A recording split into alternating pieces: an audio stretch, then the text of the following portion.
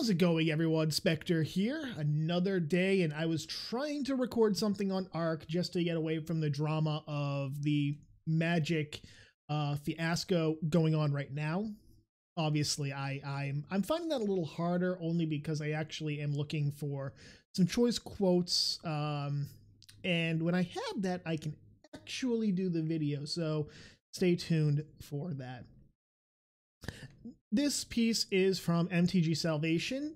Now, if you don't know what Sally is, it's a forums that previously were run by a guy named Hans, or Haynes, Hannes, was pretty good in terms of Magic content. And we're talking back 2010 to 2012. In late 2012, 2013, it was purchased by Curse. And of course, the SJW moderators at the time were kept on. This piece is entitled, "If you can't take criticism of Jeremy Hambley, you're part of the problem." So you can see where this is going to go. I'm going to interject opinion while reading this because it really needs to be done. Let's start off, shall we? By Teia Rabishu. At the end of this video, I'm going to give you my run-ins with Teia. It starts, "I've touched upon this issue previously in an addition to the Magic Street Journal, but recent events surrounding Christine Sprankle and those who drove her from the community indicate that this subject needs revisiting. For those unaware, Christine Sprankle was, until recently, a notable member within the Magic community, most famous for her cosplay at large events. She was forced from the community due to a non-stop stream of threats, harassment, and other vitriol which will not be recounted here, as despite the name, the focus of this article is not on these specific events, but on a malignant problem within the community as a whole. This article is an independent editorial representing Alexandra Hagstrom's views and does not necessarily reflect the views of the entire staff or Curse. It does not condone violence, but touches on the subject of violence in video games and during World War II. It also touches on contentious contemporary politics and how they relate to harassment in the Magic community." Now, Alexander Hagstrom is the real name of Teia Rabishu. That name should be familiar to anybody involved in this controversy, or non-controversy, really. Now, let's make something clear. She's going to make the argument that Jeremy is a Nazi. You can see that. Touches on the subject of violence in video games and during World War II. Once again, she's going to refer to anybody who disagrees with her as a Nazi. I want to make this very clear. This is a constant thing with Teia, where she makes an assertion, she makes a claim, somebody counters that claim. Somebody doesn't agree with that claim, and they're called a bigot, or in this case, a Nazi. Please keep that in mind. Tiki torches and making America Nazi-free again. Earlier this year, neo-Nazis staged a Tiki torch rally to bring attention to their racist and hateful cause of Unite the Right, with such wonderful slogans as Sieg Heil and Blood and Soil. Naturally, this sparked a little bit of controversy, as Nazis tend to do. One common theme, however, was for those identifying as right-wing, especially Trump voters, to take an odd kind of personal offense to the backlash, as if an attack on Nazis is somehow an attack on them. Stopping right there. For 2 years, if you were seen as right of Stalin, you were referred to as a Nazi. This entire election cycle in the United States, Trump supporters were consistently harassed. They were consistently called Nazis. We saw that even when Hillary Clinton was calling Pepe a hate symbol, a symbol for Nazis, that the Kekistani flag created specifically to be a fucking joke. Well, it's Nazi-ish because it looks like the Nazi flag. It doesn't look like the Nazi flag. Doesn't. It has a resemblance to the Kriegsmarine flag, but other than that, no, it's not a Nazi flag. But this is what happens. You don't agree with me, you're a goddamn Nazi. And the reason that conservative people might be a little upset and might be almost Pavlovian in their response, the knee-jerk reactions to, you know, the mention of Nazis at a Unite the Right which isn't run by the alt-right. Unite the Right was a concept put up by Milo Yiannopoulos originally, who is not a Nazi. He's, for one thing, he's Jewish. Another thing, his husband is black. If his husband is black, he is the worst white supremacist in the history of white supremacy. Let's make that very clear. Let's make it very clear. None of these people are Nazis. Yes, there are literal Nazis or neo-Nazis who do stupid shit like this, but their numbers are so small as to be a joke. They really are. And when you try to ostracize them further so that their message has to be done underground, you actually increase the opportunity for them to grow, because then they can point and say, we are victims of constant harassment. We are victims of an agenda. It is better for them to say their stupid shit in public, because sunlight is the best disinfectant. We saw that with, I think, the Britain First Party, with their leader being a legitimate white supremacist. And he gained a lot of followers because he was forced more or less to campaign out of the public eye. And then when he was allowed to say his stupid shit on television, he lost pretty much everything because he showed himself to be an avowed racist. Continuing on. A similar note of extreme defensiveness sprung up with Wolfenstein 2, the new Colossus' marketing of Make America Nazi Free Again. The very same people who would happily shoot Nazis in Call of Duty World War II get very anxious when the context is changed to killing Nazis on American soil. Probably because killing Nazis in Normandy is historically accurate. Wolfenstein 2, from everything I've heard, is kind of a what-if history. Wolfenstein 2, from what I've heard, is more of a what-if in history. Nobody really cares about games like that. They really don't. So, you know, maybe that has to do with it. More to the point, I think it's also a reaction to people having said, even today, make America Nazi free again, as they attack Trump supporters who may be protesting. As we saw during the protests in Berkeley, there were signs saying make America Nazi free right before Antifa decided to rush people and start beating the shit out of them. That might have something to do with it. It's not that these people are actual Nazis, it's that they continue to see people refer to them as Nazis simply because they disagree. It should go without saying that if you feel personally attacked when someone denounces the Nazis, you ought to take a good, hard, long look inside yourself to find out where that Nazi sympathy comes from. And then you kill it with fire from a good, old-fashioned, American-made M1A1 flamethrower, a fine weapon responsible for killing many Nazis in the actual World War II. Historically inaccurate, the M1A1 flamethrower actually stopped being used in the European theater and the African theater roughly around the late 1943. See, we had decided that while it was really good at clearing out pillboxes and trenches, it wasn't really seeing much use. Even during the invasion of Normandy, the M1A1 made very limited use. It wasn't really used.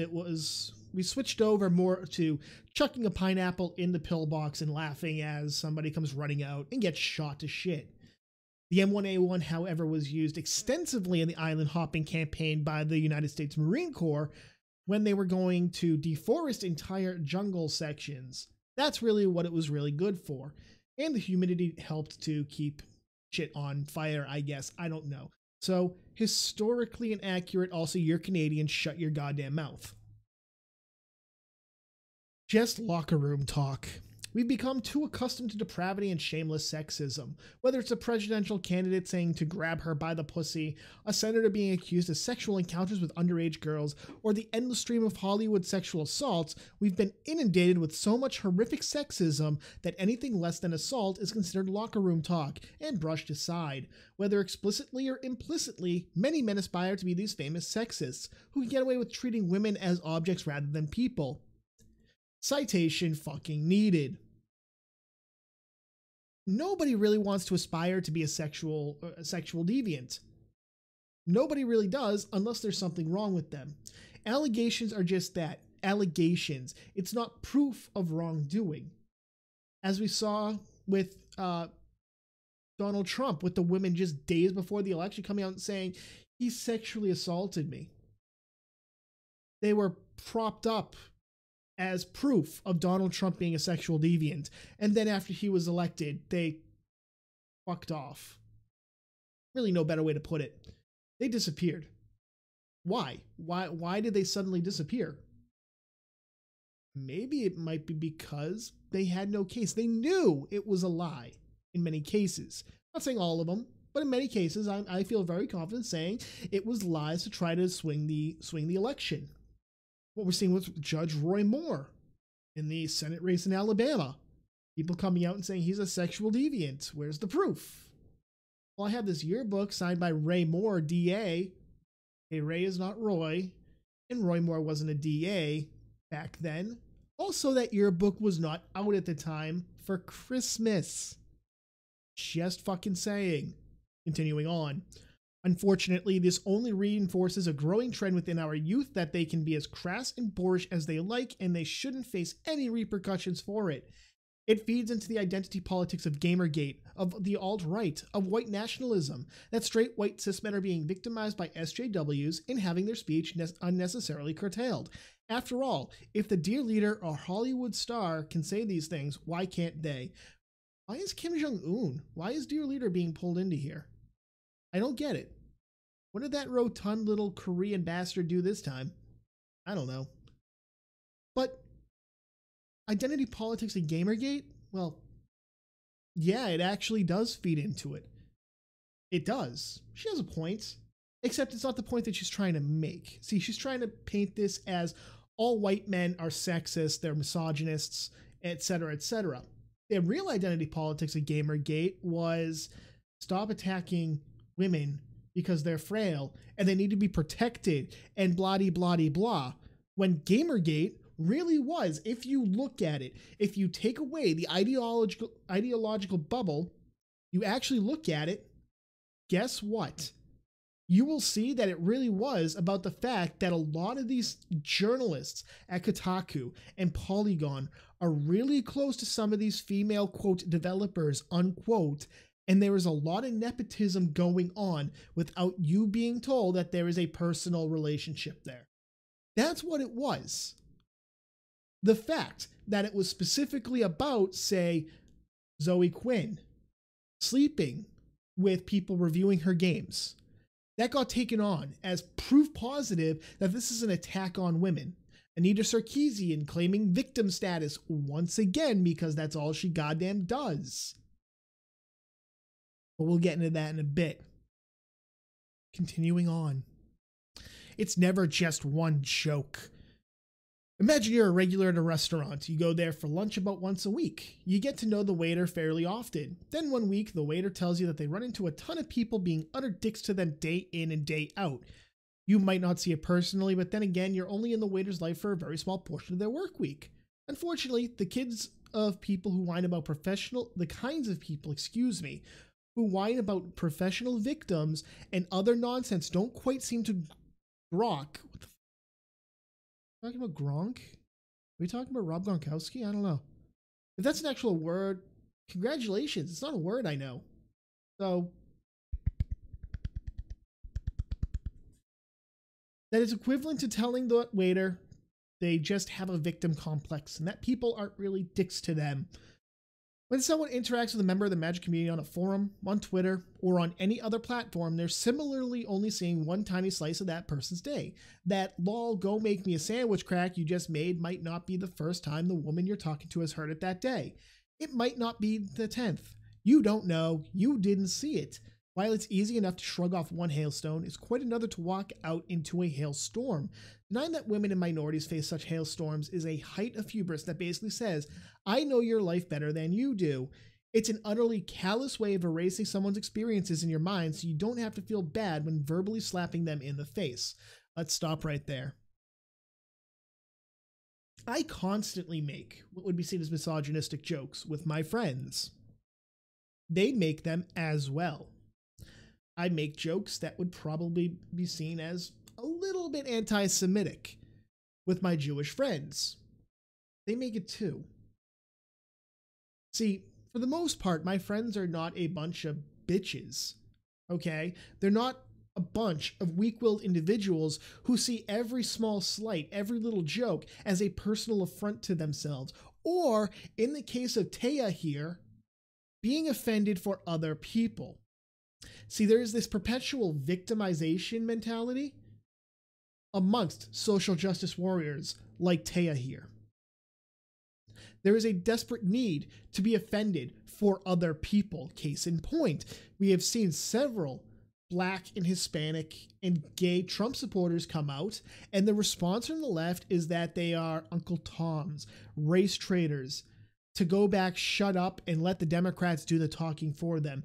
Dead serious. There are Democrats who have said, if you're Black and you support Trump, you need to shut up and let the Democrat Party talk for you, because they understand you better than you understand yourself. All right? Nobody on Jeremy's side is saying they understand somebody else's life better than, well, better than you. They don't understand your life better than you. At the same time, they're not cowed into silence by the rabid SJW bullshittery happening right now. Now we're going to get into the part that what the fuck? And I'll explain this in a second.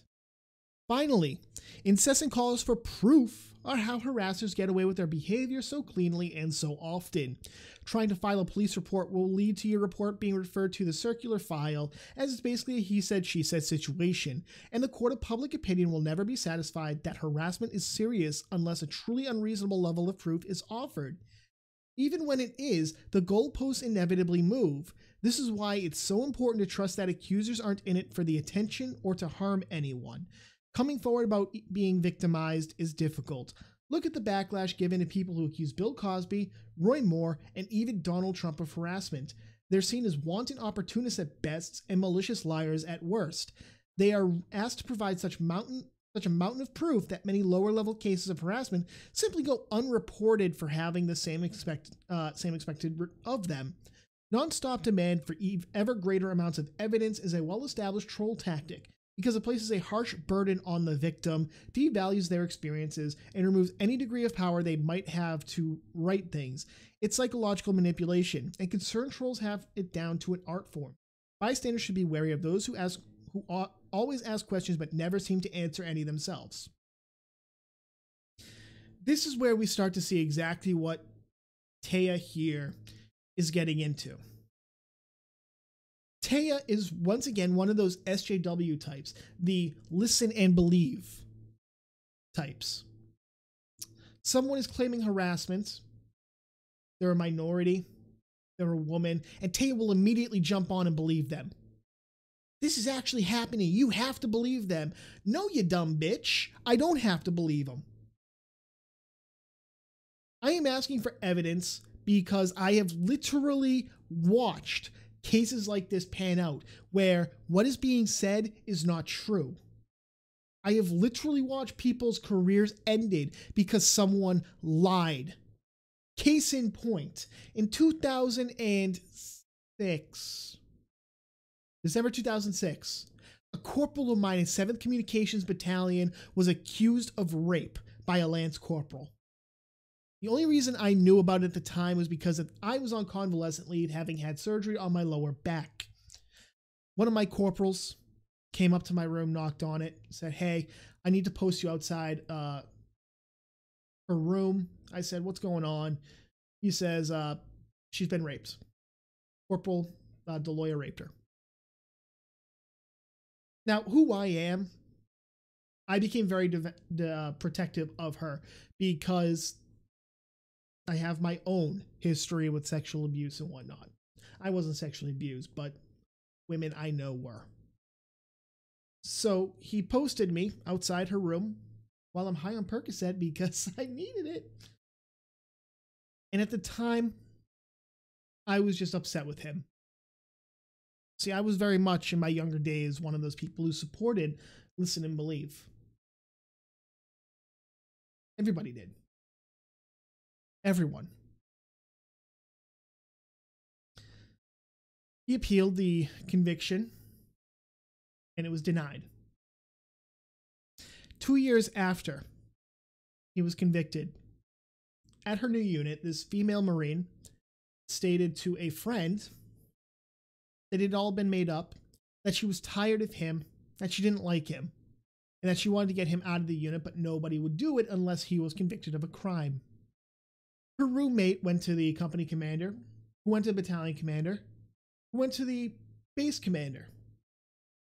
And the base commander wanted to open an investigation to vacate the charges against him. He was stopped at literally the highest level in the Marine Corps.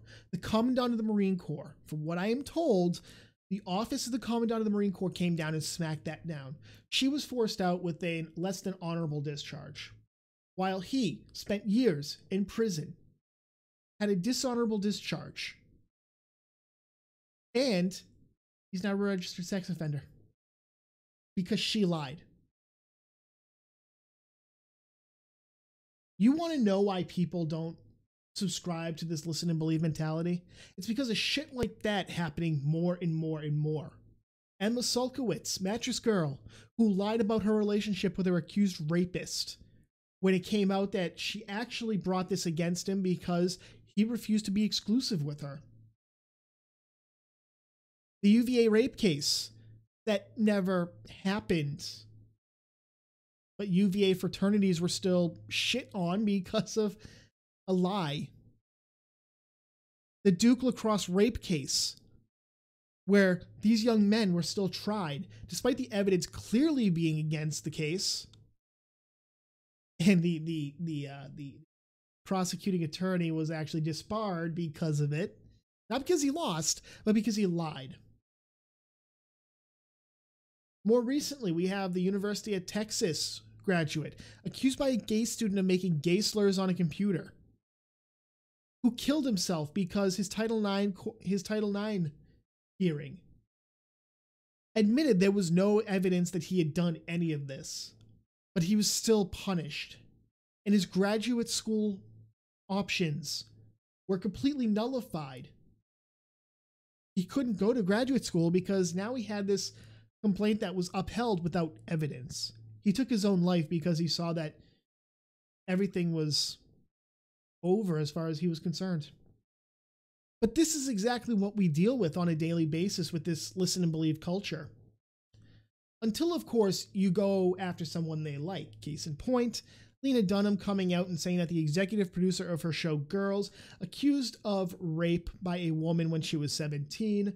Well, Lena Dunham, one of the biggest listen and believers, came out and said there's absolutely no evidence, and having known him, I don't believe this woman.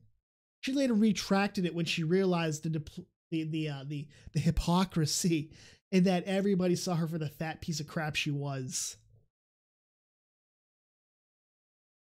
The reason we want evidence is because if we're going to go in here and we're going to throw Jeremy under the bus, if we're going to be upset with Jeremy, you know what? I'd like to be able to, when Jeremy comes and say, why you stabbed me in the back? Look at all this evidence. Look at all this evidence that you were harassing Christine for years. No, you guys can't prove that, though. You guys can't provide the evidence of this long-term harassment that was going against her. Why would you? You can't prove it. She refuses to provide the evidence. You refuse to provide the evidence. The professor's video establishes one thing, that Jeremy is an edgelord and an asshole. But guess what? Jeremy himself establishes he is an edgelord and an asshole. That does not, however, mean that he was targeting Christine for harassment. Where is the proof? And you always see the goalposts change on our side. No, they don't. Where's the proof that he was harassing her for years? And then it shifts to you. Well, look at all this harassment of him going after other people. That doesn't support your claim that he was going after one person in particular. The goalpost always moves with you because you can't prove your accusations. You have to try to assassinate his character. And that's what you do. You assassinate the character of the person. You don't establish an actual case here, but you want the court of public opinion to decide. If there was actual criminal harassment going on, she should have filed a police report. She should have taken everything to them. But there's no evidence. And why? Because people who have mastered the art of Twitter and social media still have no clue what that print screen key does. They have no idea what archive.is is. No, they can't archive this alleged harassment. They have to go out and make a statement and say it's been happening for years, even though his first video was, what, 6 months ago? Magic players want to play the game. That's all they want. Sure, a booth babe is nice. Okay, don't get me wrong. Every guy likes to look at a booth babe. That's why they have them. And that's exactly what she was. She was a booth babe. She's not a cosplayer. She is a booth babe. As shown by her bullshit in February, where people aren't paying her what she thinks she's owed. She was a booth babe. She was a sexualized individual specifically to sell product. Nothing more, nothing less. I'm sorry, not sorry. I'm not going to go over this moot part. If you feel you're the victim, you're part of the problem. Okay, Christine is now part of the problem.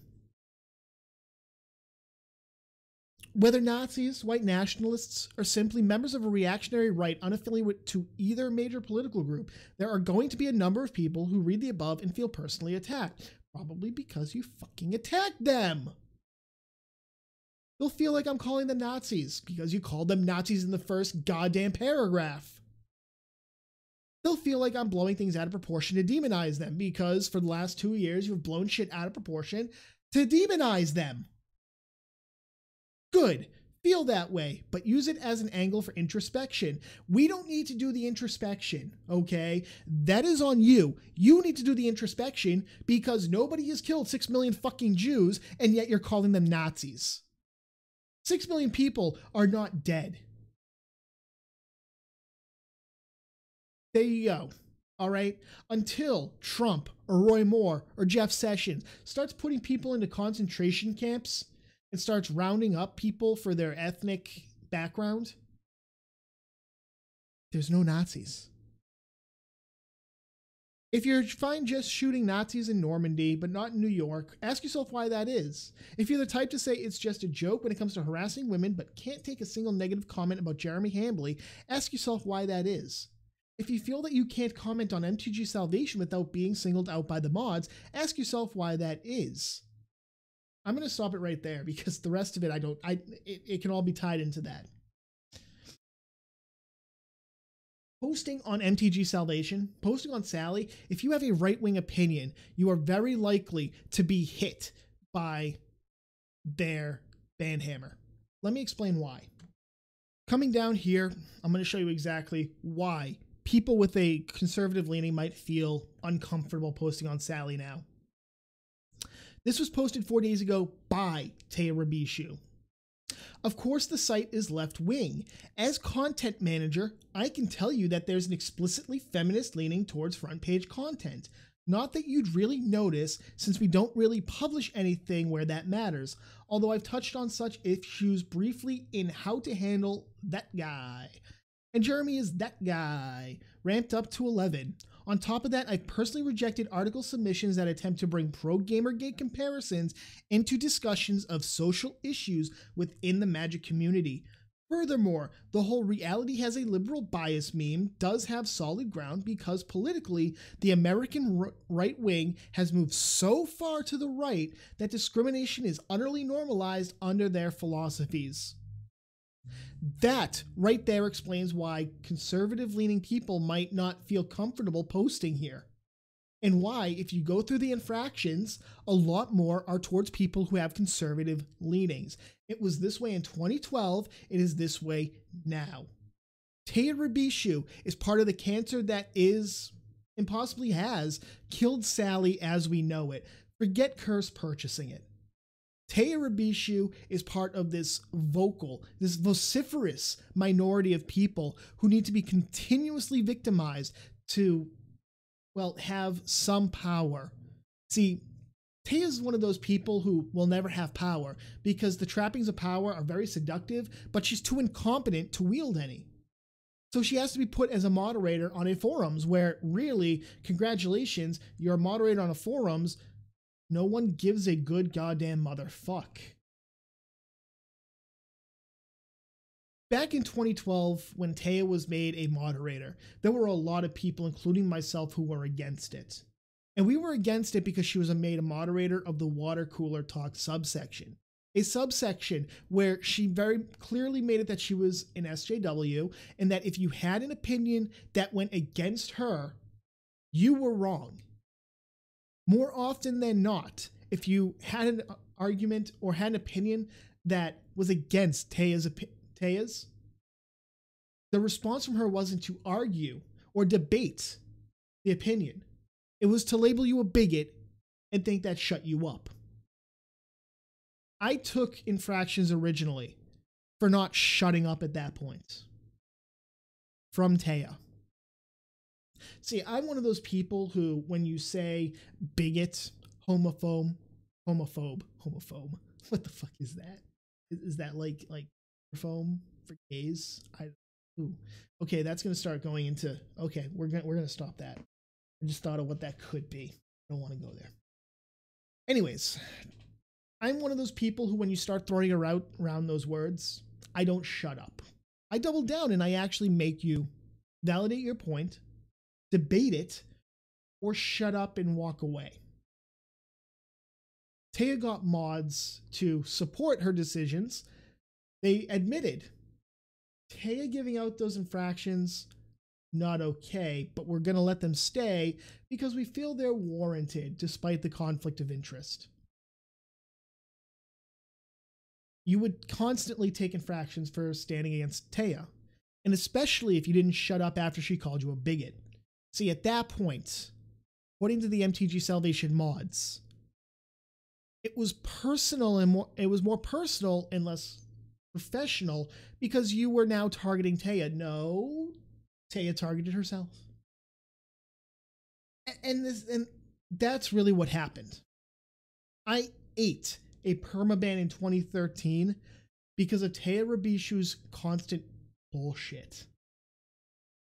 Many people did as well. Many other people, including former moderators, left the site in 2013 because of Teia's bullshit. This is why I call her Teia Rabullshit. Because everything she does has an SJW tinge. It's never factual. It's never based on actual empathy. Let's make that very clear. It's about trying to get her name out there as an ally of these marginalized groups, of intersectionality, when all people really want to do, they don't want to hear about this pissy bullshit. And what they want to do is sit down, shake hands with their opponent, and play a best 2 out of 3 on Friday. Or at a Grand Prix. This drama just throws Magic into a new light. Or rather, it just keeps it in the same light. A bunch of fucking neck-bearded retards, socially awkward, socially inept, incapable of actually thinking, and really being completely fucking useless to anything outside the game. And Teia is gladly throwing the hobby that many of us enjoy under the bus to push her agenda. But this is nothing new. We've seen this for years, and we're going to continue to see it. Because nobody really stands up and says, shut up. We're done. Well, guess what? I'm here. Jeremy is here. A lot of people are here, including transgendered people, and telling Teia, shut up.